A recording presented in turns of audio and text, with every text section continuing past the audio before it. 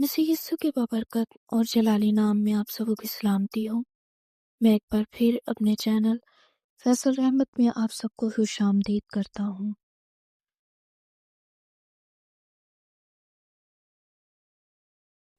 تیرواں روز بچوں سے متعلق فرائض۔ اس کے منہ سے حکمت کی باتیں نکلتی ہیں اور اس کی زبان پر شفقت کی تعلیم ہے۔ اس کے بیٹے اٹھتے ہیں اور اسے مبارک کہتے ہیں۔ امثال 31واں باب 25ویں آیت سے لے کر 27ویں آیت تک۔ بچے والدین کے لیے ایسی برکت ہے جو انہیں خداوند کریم کی جانب سے عطا کی جاتی ہے۔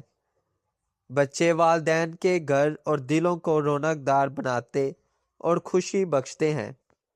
وہ ان کے لیے عصائے پیری اور باپ کے ترکش کے تیر ہیں، لہٰذا ان کی تعلیم و تربیت اور پرورش باپ اور ماں دونوں کے ذمہ ہے۔ لیکن چونکہ بچے اپنے بچپن کے کئی ایک سال ماں کی صحبت اور فاقت میں گزارتے ہیں، اس وجہ سے شروع میں اس ذمہ داری کا بوجھ زیادہ تر ماں ہی کے کندھوں پر ہوتا ہے۔ باپ کو باہر کے کاموں سے فرصت کم ہوتی ہے کہ وہ اپنے ذمہ داری کے بار کا پورے طور پر متحمل ہو سکے۔ پھر دن بھر کی محنت اور تھکاوٹ کے بعد وہ چھوٹے بچوں کی چیخو پکار اور ان کے باہمی جھگڑوں سے دور ہی رہنا چاہتا ہے۔ اور سچ پوچھو تو وہ بیوی جو اپنے خاوند سے محبت رکھتی ہے خود بھی اس کو اس شور و گل سے بچانا چاہتی ہے۔ پس ماں کو شروع ہی سے اپنے بچوں کو اس طریق پر تعلیم و تربیت دینا چاہیے کہ وہ نیک اثر قبول کرنے کے قابل ہو۔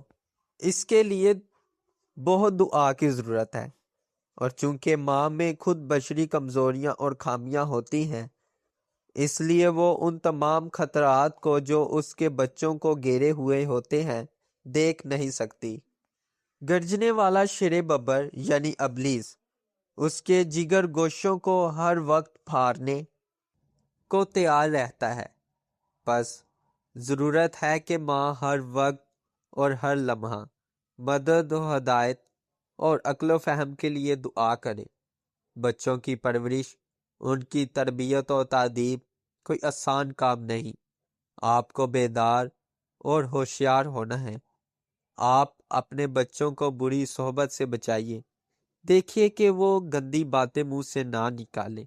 انہیں پیار سے سمجھائیے، لیکن اگر اس کا کچھ اثر نہ ہو تو ان کی گوشمالی کریں، اور اگر ضرورت ہو تو چھڑی سے بھی کام لے۔ لیکن یہ خیال رکھیے کہ ہر وقت کی مار پیٹ سے بچے ڈیٹ بھی ہو جاتے ہیں۔ ماں کو بچوں کا مشفق دوست ہونا ہے تاکہ وہ اپنی تمام باتیں اور تکلیفیں ماں کو بتا دیں۔ اگر بچوں کو یہ یقین ہو جائے کہ ان کو مارتے وقت ماں کو ان سے زیادہ چوٹ لگتی ہے تو وہ ماں کے خلاف اپنے دل میں برے خیال نہ رکھیں گے، اور وہ جلد یہ معلوم کر لیں گے کہ جو کچھ ان کی ماں کرتی ہے ان کی بھلائی اور بہتری کے لیے ہی کرتی ہے۔ ماں کے منہ سے حکمت کی باتیں نکلیں اور اس کی زبان پر شفقت ہی کی تعلیم ہو۔